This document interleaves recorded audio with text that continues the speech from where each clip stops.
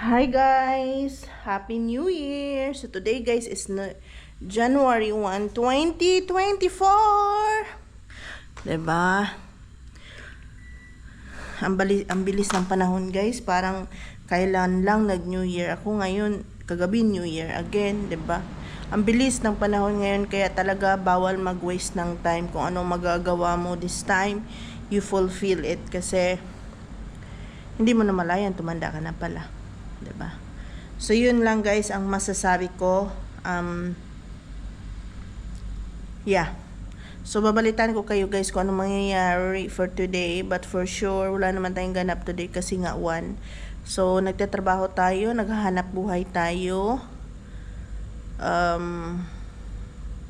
If ever may ganap tayo, mag-vlog tayo guys. Pero yun lang, gusto kong sabihin no na ano ba yung gusto kong gawin this 2024? Una, gusto kong magstay pa sa Oman. This is from my heart.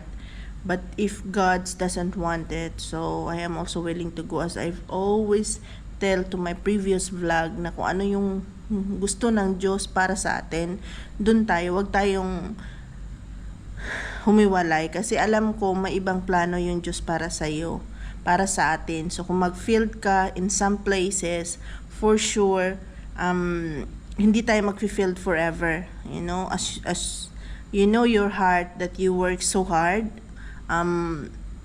you know your intention, so meron talagang nakalaan para sa atin. So yun lang naman ang gusto kong parating sa inyo na message. And also guys, hindi ko alam kasi 2024 na, alam ko bawat isa sa atin mayroong mga wish list, mayroong mga pagbabago na gagawin. Yun yung nakasanayan natin na sa Filipino values, 'di ba? So sa akin talaga personally, health, kasi yun talaga importante guys. Masyado na akong napabayaan yung sarili ko, masyado na akong walang pake. So, yun yung gusto kong baguhin this 2024. Gusto ko iba yung figure natin this 2024.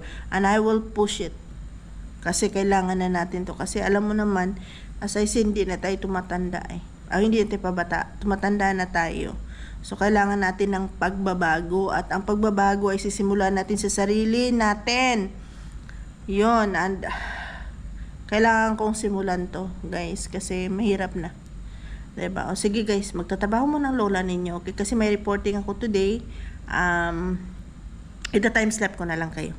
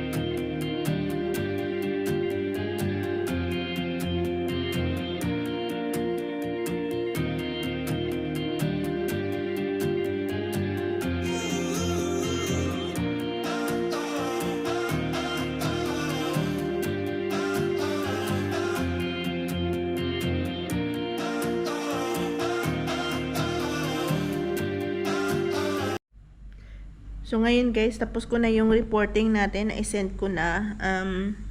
Pahinga muna tayo konti para iba yung pakiramdam ko today. Alam mo yun. Sana maging okay lang tayo kasi hindi na ako umiinom ng gamot eh. Ayun. Ay nako guys. Mag-make up tayo. So yun guys, lunch natin. Meron akong tira natin from yesterday. Munggo with that green and a little bit of rice.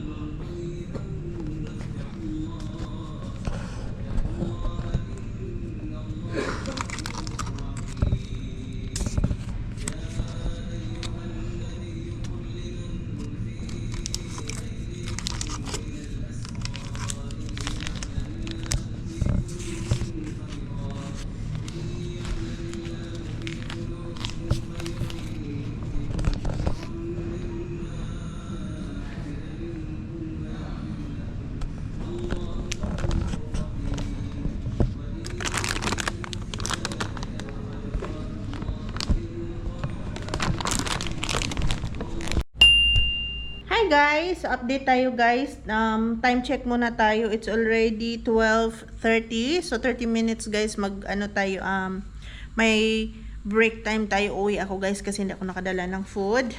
At saka gusto ko ipakita sa inyo, meron tayong bagong skincare. Ayan, kita nyo yan. It's named Caviar.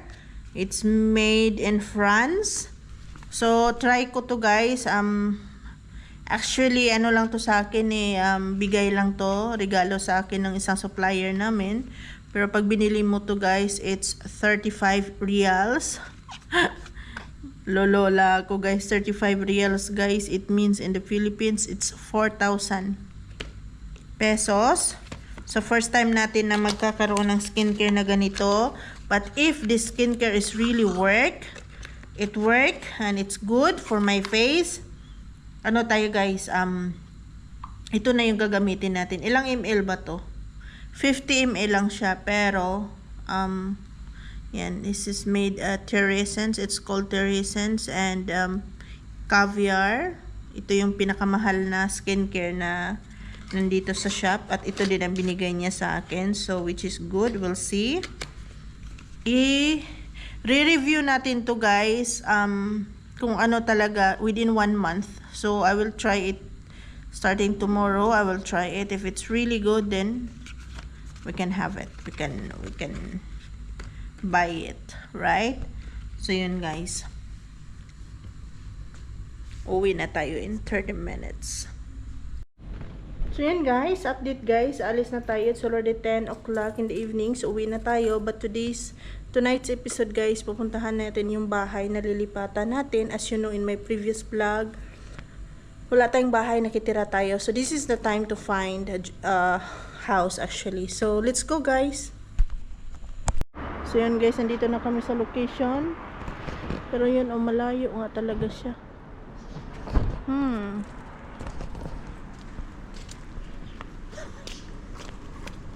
Start camera.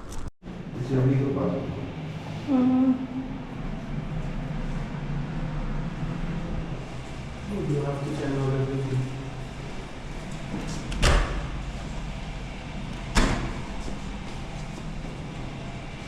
Okay.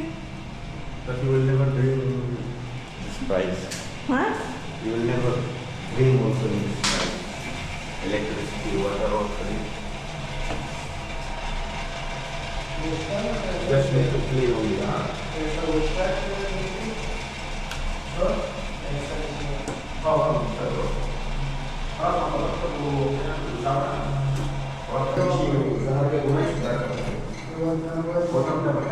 Brother, but this one carbon, okay? What? वो इधर से बदल करना पड़ेगा। We will change everything for you. Hi guys, andito na ako ngayon. Paakyat na tayo ng building. So finally guys, it's a good day kasi na-close na natin yung deal.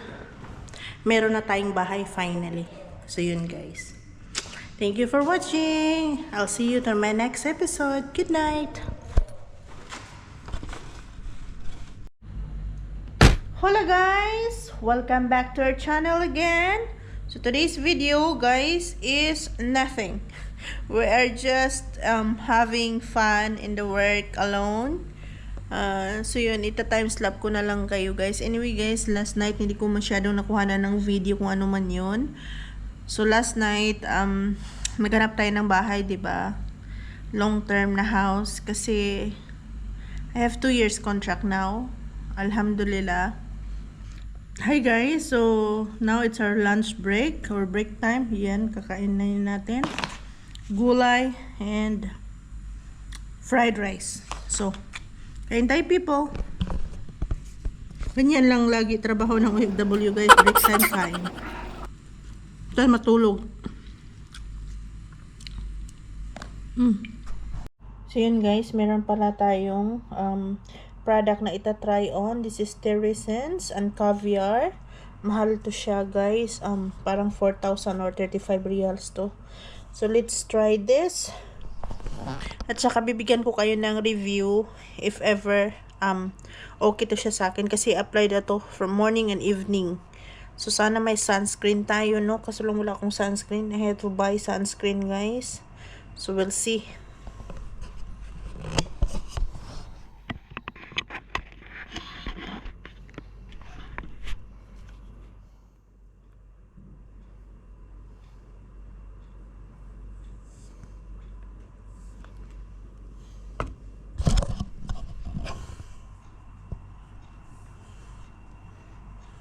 Parang may mint siya na ano. May mint siya na effect.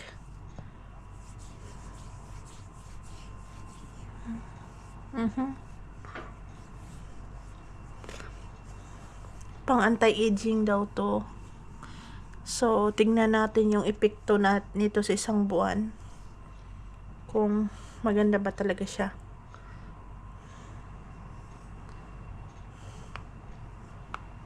Ay, nako.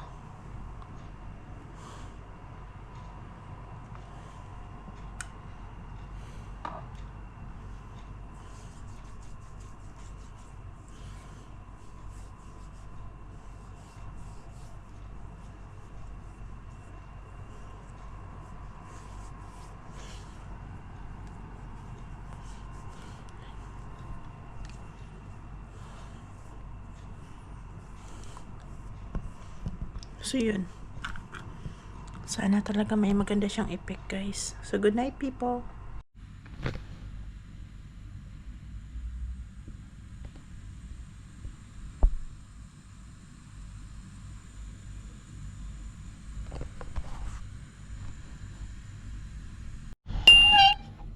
Hi guys, update pala tayo at this moment of time. Now it's already 6 o'clock in the evening. Ayan, lalaro na tayo. 6 o'clock in the evening here in Oman or Muscat. So at this moment of time, merong mga tao sa ngayong flat ko para mag-discharge or mag-carry ng mga baggage ko para sa ating bagong home. Probably tonight, we'll see. Baka ipapakita ko sa inyo kasi hindi ko na videohan good guys. Sobrang busy, sobrang hectic ng schedule. Sobrang madalian lang ang lahat ng to. So hopefully, magiging okay tayo dun sa bago nating bahay. I had to find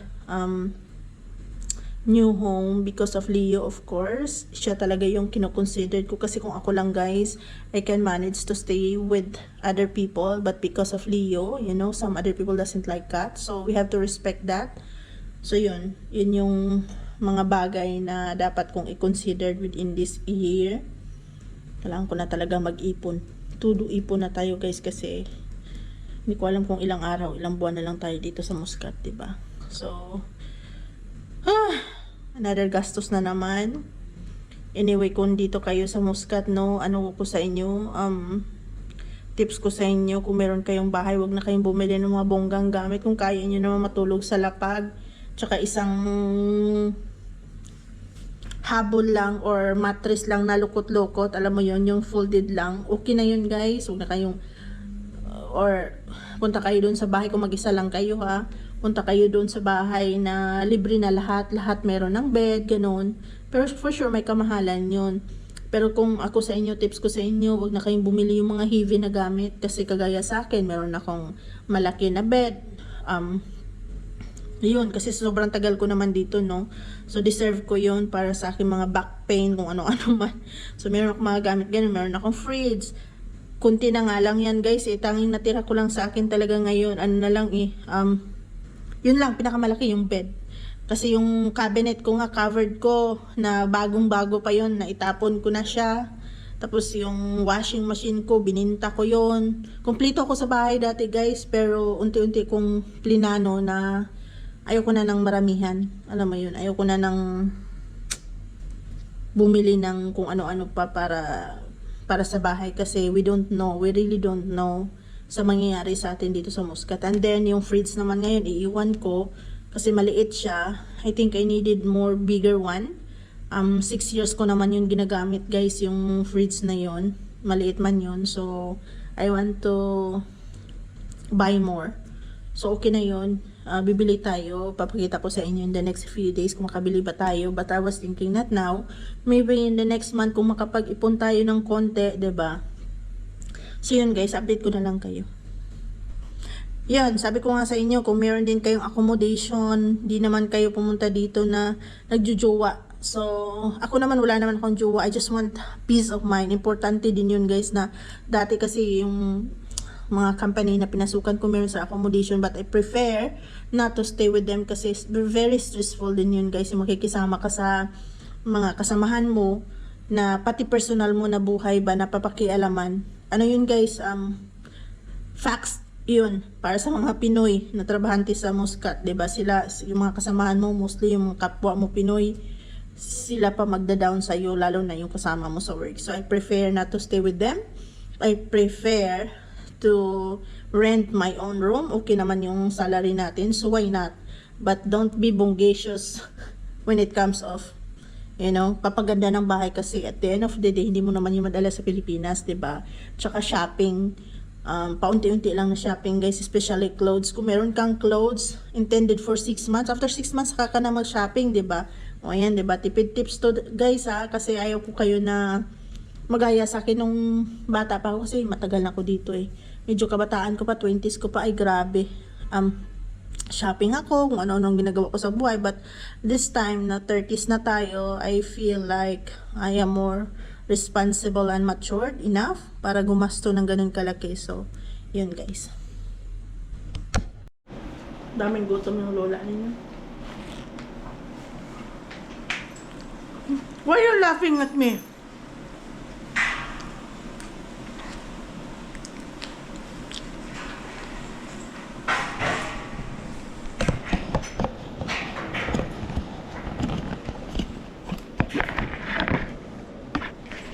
Posisyon natin dito ngayon, bago nating bahay. Ayan, ting-ting. Ayan, may maliit na toilet. Dito, i-haul natin to, guys, pag okay na ako.